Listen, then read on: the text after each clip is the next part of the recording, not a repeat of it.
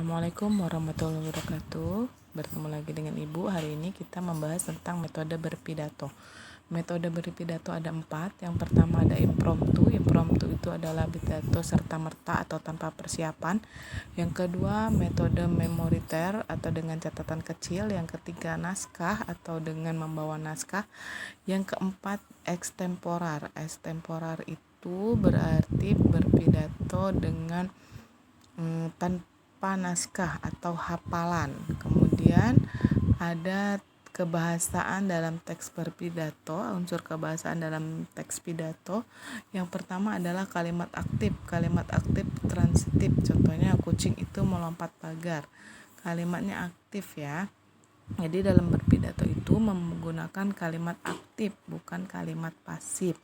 Itu ciri teks kebahasaan atau unsur kebahasaan yang pertama dalam teks pidato. Kucing itu sebagai subjeknya, melompat itu sebagai predikat, dan pagar itu adalah objeknya. Nah, ini adalah contoh dari kalimat aktif transitif di mana ada subjek, predikat, dan objek, dan subjek itu melakukan sesuatu. Itu kalau kalimat aktif. Kemudian ada lagi kedua aktif intransitif. Kalau yang pertama aktif transitif, yang kedua ada aktif intransitif. Kami bermain di tanah lapang.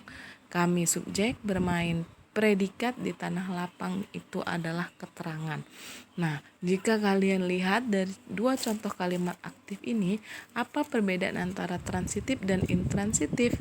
Kalau transitif itu subjeknya melakukan atau mengerjakan sesuatu. Kalau intransitif itu adalah subjeknya beramai-ramai atau bukan hanya saya, tapi bisa kami, dia, mereka, bisa orang kedua, orang ketiga. Kalau dalam transitif itu adalah orang pertama.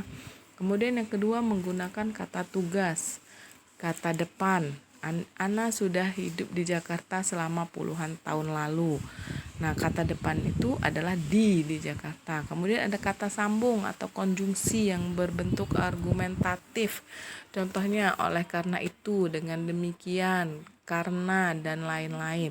Nah, itu contoh dari kata sambung atau konjungsi yang sering dipakai dalam berpidato. Oleh karena itu, marilah kita menjaga hidup sehat. Dengan demikian, karena, dan lain-lain.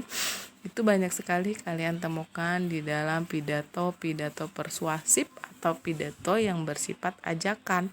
Nah, kalau kata depan tadi, kata depan itu bisa menunjukkan tempat kejadian di Jakarta, di mana itu adalah merupakan contoh kata depan preposisi. Kemudian kosakata emotif adalah kata kerja yang menimbulkan atau membangkitkan perasaan emosi sehingga orang lain tergugah. Ya, contohnya sampah yang berserakan itu memang tidak sedap dipandang. Nah, itu kata yang menimbulkan atau membangkitkan perasaan emosi sehingga orang lain tergugah. Orang lain tergugah untuk, oh iya ya, sampah yang berserakan itu memang tidak sedap dipandang mata. Ada baiknya kita memungutnya dan membuangnya ke tong sampah. Itu adalah kata kerjanya tadi. Kemudian ada sinonim. Sinonim atau persamaan kata. Jika dilihat dari perspektif hukum, semua yang dilakukan terbukti melanggar hukum. Nah, ini adalah persamaan kata hukum. Jika dilihat dari segi perspektif hukum, semua yang ia lakukan terbukti melanggar hukum. Perspektif hukum itu adalah pemikiran hukum, melanggar hukum itu adalah perbuatan yang melanggar hukum. Kemudian selanjutnya ada kata benda abstrak. Kata menyatakan benda yang sifatnya abstrak atau tanpa wujud. Abstrak atau tanpa wujud itu bisa angin, udara, itu bisa kita rasakan tapi tidak ada wujudnya. Itu yang disebut dengan kata benda abstrak. Bisa kita rasakan tapi tidak ada wujudnya.